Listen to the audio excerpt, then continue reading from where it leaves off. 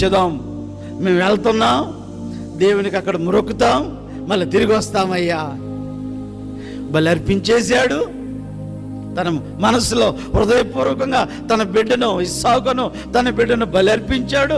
మృతుల్లో నుండి దేవుడు తన బిడ్డను సజీవంగా లేపుతాడన్న ఆ విశ్వాసంతో తిరిగి పొందుకొనేసి వాళ్ళతో అంటున్నాడు, మేము తిరిగి వస్తాం.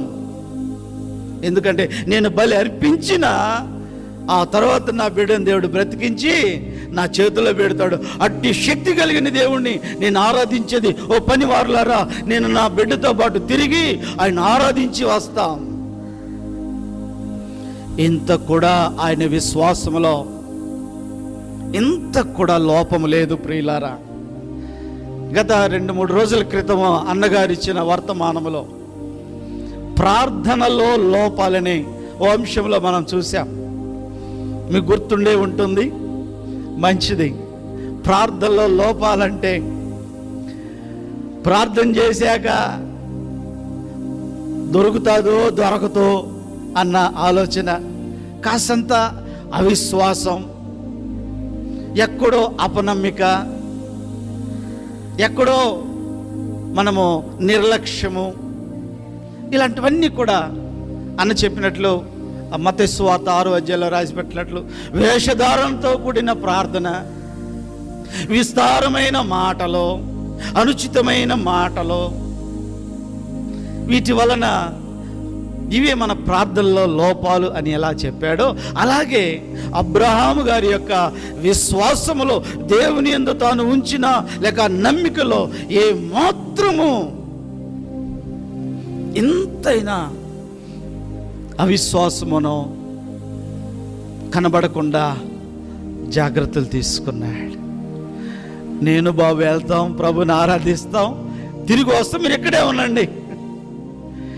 ఎంత పెద్ద గుండె చూడండి.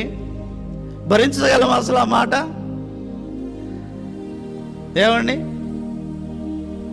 ఎవరన్నా పిల్లలకి బాగలేదు అని అంటే హాస్పిటల్ అడ్మిట్ అయితే డాక్టర్లు ఒక మాట అంటారు, అమ్మ మా ప్రయత్నం మేము చేస్తాం, 95% 5% దేవుడమ్మా అని అంటారు. 95 వీళ్ళు చేసి 5% దేవుడు అంటే కూడా ఆ మాటకు కూడా ఏం చెబుతారో డాక్టర్లు లాస్ట్లో వచ్చి ఐఎమ్ సారీ అంటారేమోనన్నా ఎంత దిగులు బాధతో ఏడ్చేస్తూ ఉంటారు. అసలు ఆపరేషన్ తింటారు, ఆపరేషన్ జరుగుతుంటే ఆడు బతికి బయట వస్తాడు, ఆయన ఇక్కడ ఏడ్చి చచ్చిపోతుంటారు. ఇప్పుడు అబ్రాహాము ఆ పనివాడిని చూసి బాబుతో వెళ్తున్నాను, తిరిగి వస్తావులే అని అనాలా? అలాంటి ఉద్వేగం, అలాంటి బాధ ఆ మాటల్లో కనిపించాలి. లేదే, అరే అబ్బాయి మీరు ఇక్కడ ఉండండి, నేను బాబు వెళ్ళి మన దేవునికి మ్రొక్కి వస్తామయ్యా, జాగ్రత్త, అరే ఆ నీళ్ళు తెత్తి జాగ్రత్త, కింద పెట్టున్నా తగిలించు, గాడిదకి మేతే కాదంటారా? ప్రియులారా, ఎంత జాగ్రత్త తీసుకున్నాడు దేవుని ఎడల.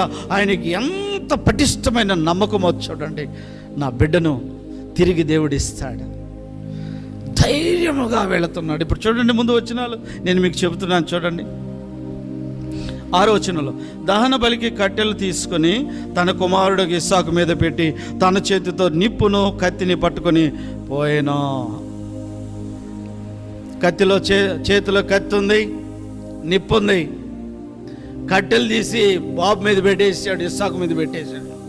అరే భయ్, నీ సిలువు నువ్వే మోసుకోరా, నీ బలికి అర్పించబడే ఏ కట్టెల ద్వారా, ఏ చీల్చబడిన కట్టెలతో నీవు అర్పించబడబోతున్నావు, దాన్ని నువ్వే మోసుకోబా నాయనా. ప్రభు అన్నాడు కదా, ప్రతి ఒక్కడు తన సిలువను తాను మోసుకొని వెళ్ళాలని. అప్పుడే ఇస్సాకు మీద సిలువమాను వచ్చేసింది అనిపించింది నాకు అనిపిస్తుంది. కట్లు మోసుకుంటూ వెళ్తున్నాడు, మధ్య దారులు అడుగుతున్నాడు, నానా కత్తుంది, నిప్పు ఉంది, దహన బలికి గొర్రెపిల్లేది? ఏం ఆలోచిస్తూ ఉన్నాడో అబ్రహాం నాకైతే తెలియదు. ఆయన చాలా స్పష్టంగా జవాబిస్తాడు, నాయన దేవుడు చూసుకుంటాడు లేరా అన్నాడు. ఎవరు చూసుకుంటారంట? దహన బలికి గొర్రె పిల్ల దేవుడు చూసుకుంటాడు రా. చాలా సింపుల్, సౌమ్యంగా తన కుమారుడైన ఇస్సాకు ఆ పసిబిడ్డ అడిగిన ప్రశ్నకి ఒకవేళ బాధతోనో కోపంతోనో దేవుని మీద ఏంది దేవుడు ఇలాంటి పరీక్షలో పెట్టేది నాకు ఈ వయసులో ఈ ప్రాంతంలో, అందులో బిడ్డ మీద, ఆయన వాగ్దానం చేసిన బిడ్డోడు, ఆయన ఇస్తేనే కదా ఇప్పుడు వాడిని బలి అడుగుతున్నాడు, ఇలాంటి ఆలోచనలతో పోతా ఉన్నాడు అనుకోండి. ఒకవేళ అనుకుందాం, పిల్లోడు ఏమని అడిగాడు, నాన్న గొర్రె పిల్లేదు, నర్వస్గా ఒకటే బాధ, నా అల్లాడిపోతుండే మధ్యలో నీదేంద్రా పాప ముందుకు పరిగి అనాలా? అనలేదు. ఏమన్నాడు? దేవుడు చూసుకుంటాడని. ఎంత సౌమ్యమో హృదయంలో. హృదయంలో బాధ ఉంటే మాటల్లో వచ్చేస్తుంది, కళ్ళల్లో కనిపించేస్తుంది. చదాం